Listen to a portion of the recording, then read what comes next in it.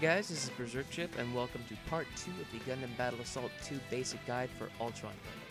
If you haven't seen Part 1, please do so. The link will be in the description, so it'll be easier to find. In Part 1, we went over his move list, his normals, specials, and combos. In Part 2, we're going to talk about strategy. Altron has a lot of really great normals. He's got a fantastic standing jab and a low jab. Both of which are slightly longer range than most jabs, and they're about the same speed on block. They're safe on block. He's got a great low strong jab, or low strong punch, which is very fast, long reaching, and it trips. He's got a fantastic unblockable and beam blade assault, the quarter circle back forward move, which is fast, especially for an unblockable. It's almost instant, I think. Not instant, but it's very, very fast for unblockable.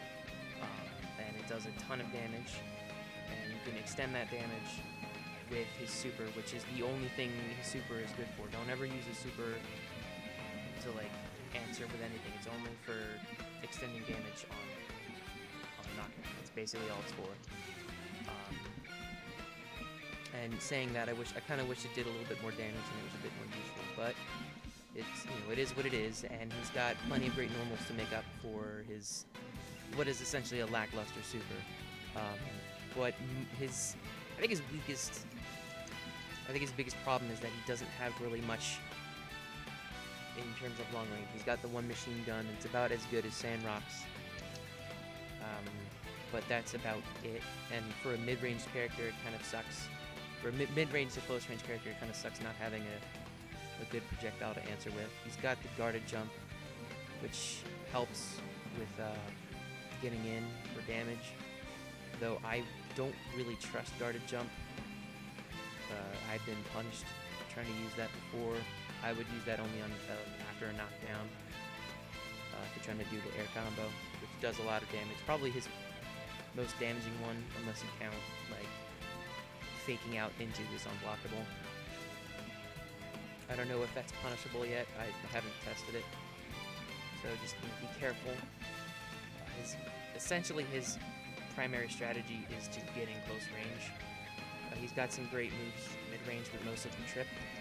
And then I guess that would be when you run in and do attacks, I guess.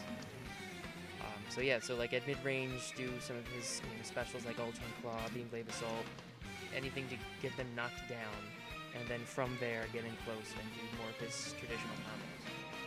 And that's like the most basic primary strategy with Altron. You can deviate from that depending on the situation. He's got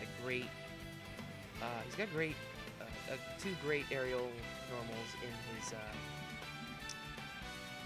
light jab, which is very long range. It's an anti-ground, diagonal downward. It's got a lot of range. It's not very strong, but it combos into the big air combo. Just be careful because it's got a bit of a slow startup. Don't ever use his strong jab in the air. It's got a really wonky hitbox. It's his claw going kind of like a downward motion, kind of like Heavy Arms' punch thing in the air. But for some reason, the hitbox does not count his actual claw. It's more of a arm, so it's kind of weird. His strong kick in the air is very useful once you learn how to use it. Its hitbox is basically his foot. And it's kind of like an additional short jump, so it's good for dodging, it's good for getting a little extra time in the air. And it does good damage.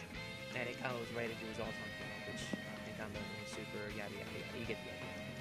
So that's basically it for Altron. Just it's kind of similar to Tallgeese, but I would kind of put Altron a little bit higher than Tallgeese, because Tallgeese can fizzle out after a while. Altron, I think, has better normals and more options. So that's about it with Altron. The next video is going to be about Gundam Death Scythe, and then after that, I think I'm just going to do Epion.